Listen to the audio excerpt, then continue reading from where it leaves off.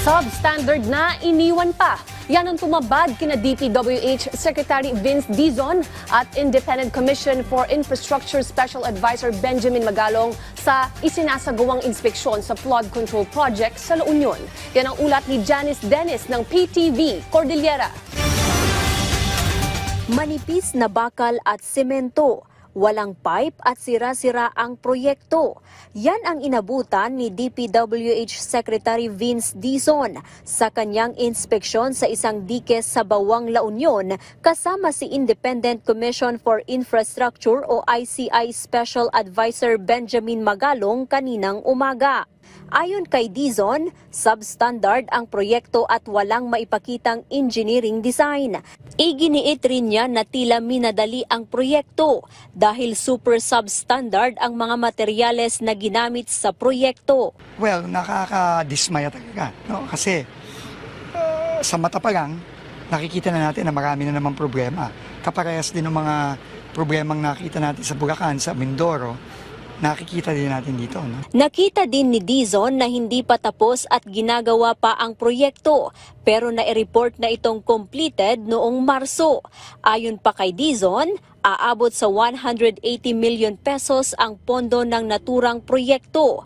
Sunod naman nilang ininspeksyon ang flood control project sa Barangay Anduyan at Rizal sa Tubao, La Union. Ayon kay Dizon, magsasagawa sila ng structural assessment sa proyekto sa Barangay Anduyan kung naaayon ito sa specification. Ayon naman kay ICI Special Advisor Benjamin Magalong, questionable ang mga teknolohiyang ginamit sa proyekto. Tama yung sinabi ni Sec. Vince kasi nga dapat may feasibility study, may technical study. At on the basis of that technical study, doon gagawa yung plano mismo, yung design. Engineering design. So kung wala, ibig sabihin, hindi natin alam. Siguro si Sec. Vince lang makakasagot niyan. Tila inabandona naman ang flood control project na ito sa Barangay Rizal, Tubao, La Union. Sa kanilang inspeksyon, nakita nilang nasimulan na at may mga nahukay na rin na mga lupa. Nakatanggap umano si Magalong ng sumbong sa komunidad.